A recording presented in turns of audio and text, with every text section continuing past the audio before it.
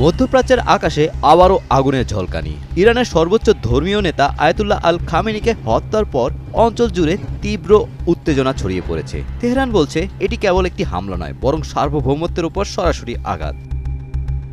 তবে বিশ্লেষকরা মনে করিয়ে দিচ্ছেন, হঠাৎ করেই এই ধারাবাহিক হত্যাকাণ্ড শুরু হয়নি। বছরের পর বছর ধরে ইসরায়েল লক্ষ্যভিত্তিক হামলার কৌশল প্রয়োগ করে আসছে।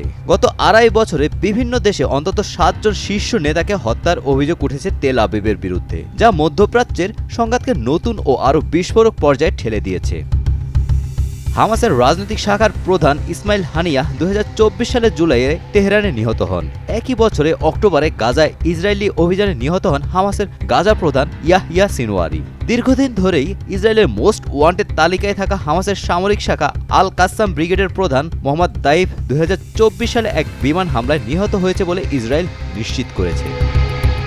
অন্যদিকে লেবানন ভিত্তিক সশস্ত্র গোষ্ঠী হিজবুল্লাহ এই অভিযানের আওতায় পড়ে। সংগঠনের প্রধান হাসান নাসরুল্লাহ 2024 সালের সেপ্টেম্বরে বৈরুতে বিমান হামলায় নিহত হয়। তার আগে জানুয়ারিতে বৈরুতেই ড্রোন হামলায় নিহত হন হামাসের উপপ্রধান সালেহ আল আরুরি।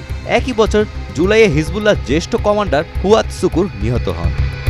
নিরাপত্তা বিশ্লেষকদের মতে এসব শীর্ষ নেতার মৃত্যু হামাস ও হিজবুল্লাহর সিদ্ধান্ত গ্রহণ প্রক্রিয়া, সমন্বয় ও আঞ্চলিক কার্যক্রমে তাৎপর্যপূর্ণ প্রভাব ফেলেছে। তবে একই সঙ্গে আশঙ্কা রয়েছে যে নেতৃত্বের শূন্যতা নতুন ও আরও কঠোর নেতৃত্বের উত্থান ঘটাতে পারে, যা সংঘাতকে আরও দীর্ঘায়িত করতে পারে।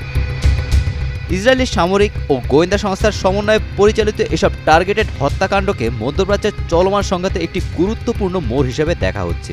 বিশ্লেষকদের মতে এই অভিযানগুলো উভয় সংগঠনের কমান্ড কাঠামোতে বড় আঘাত এনেছে। Golam Rabbani, Times today.